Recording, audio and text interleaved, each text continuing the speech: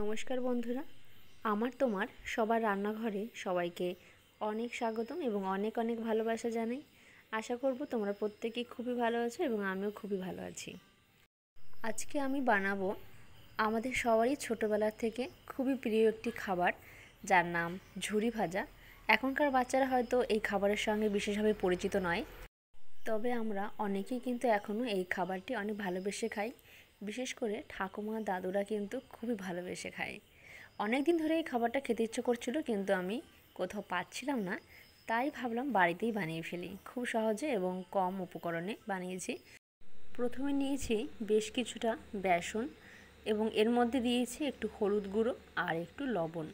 তোমরা যদি ঝাল পছন্দ করো তাহলে অবশ্যই শুকনো লঙ্কার গুঁড়ো দিতে পারো। বোতলের ঢাকনাটা আমি একটা লোহা গরম করে বেশ কয়েকটা ছিদ্র করে নিচ্ছি। তোমরা যদি বোতল ব্যবহার করতে না চাও, সেক্ষেত্রে যে কোনো সয়াবিনের বা সুজির প্যাকেটও ছিদ্র করে নিতে পারো। একটা চামচ দিয়ে আমি বেসনের ব্যাটারটা বোতলের মধ্যে ভরে নিয়েছি। এবার কড়াইতে তেল দিয়ে প্রথমে গ্যাসের আঁচটা বাড়িয়ে দিয়ে আমি তেলটাকে খুব ভালোভাবে গরম করে নিয়ে তারপরে মিডিয়াম আঁচে আমি এগুলো ভেজে নিচ্ছি। ঝুরি ভাজা ভাজতে কিন্তু খুব বেশি অসুবিধা হয় না এবং খুব সহজ এবং তাড়াতাড়ি ভাজা হয়ে যায়।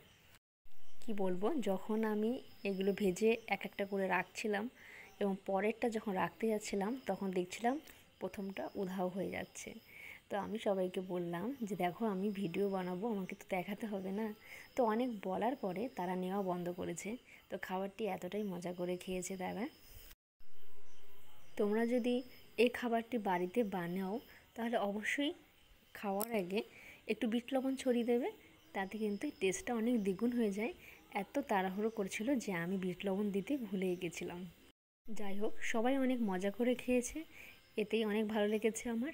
এবং তোমাদের কেমন লেগেছে আমার এই ভিডিওটি অবশ্যই কমেন্ট করে জানিও এবং অনেক ভালোবাসা দিয়ে পাশে থেকো। কথা হচ্ছে পরের কোনো ভিডিওতে। ততক্ষণে সবাই ভালো থেকো, সুস্থ থেকো এবং সবাইকে ভালো রেখো।